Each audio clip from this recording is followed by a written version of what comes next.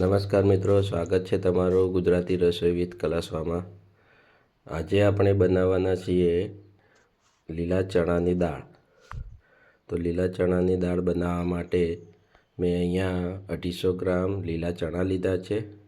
તેને મેં સારી રીતે ફોલી અને ધોઈ નાખ્યા છે।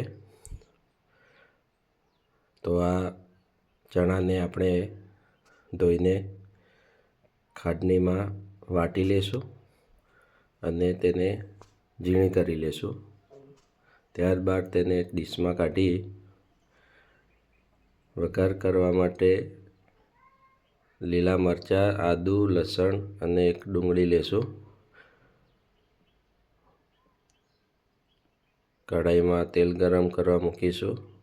તેલ ગરમ થઈ જાય એટલે તેમાં 1 ચમચી રાઈ ઉમેરીશું, 1 ચમચી જીરું, પછી તેમાં જે ડુંગળી કાપેલી હતી તે નાખી અને સારી રીતે લાલ થાય ત્યાં સુધી તેને સાંતળી લેવાની છે। અને પછી લીલા મરચાંની આદુની પેસ્ટ નાખી તેને પણ ફેરવી અને શેકી લેવાની છે। ત્યારબાદ મેં હિંગ નાખી છે। હિંગ નાખ્યા બાદ મેં ટામેટાં કાપીને રાખ્યા હતા તે ટામેટાં નાખીશું।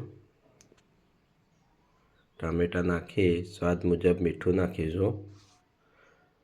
ત્યારબાદ 1 ચમચી હળદર, લાલ મરચું પાવડર 2 થી 3 ચમચી તમે તમારા સ્વાદ મુજબ નાખી શકો છો। ધાણા જીરું પાવડર નાખીશું અને તેને સારી રીતે મિક્સ કરી લેવાનું।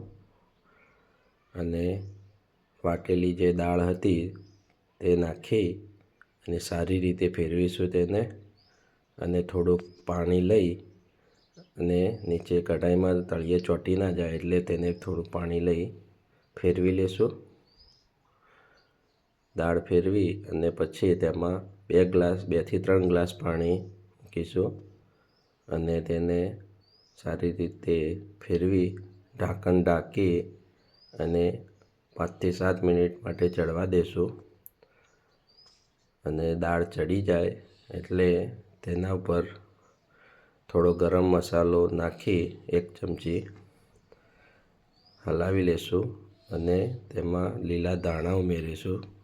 ગેસ બંધ કરી દેવાનો, પછી લીલા ધાણા ઉમેરી અને ગરમા ગરમ લીલા ચણાની દાળ તૈયાર છે। તો મિત્રો, આ રેસીપી ગમી હોય તો તમે ઘરે જરૂર બનાવજો। વિડીયો ગમ્યો હોય તો લાઈક કરો, શેર કરો અને સબસ્ક્રાઈબ કરો। ધન્યવાદ મિત્રો।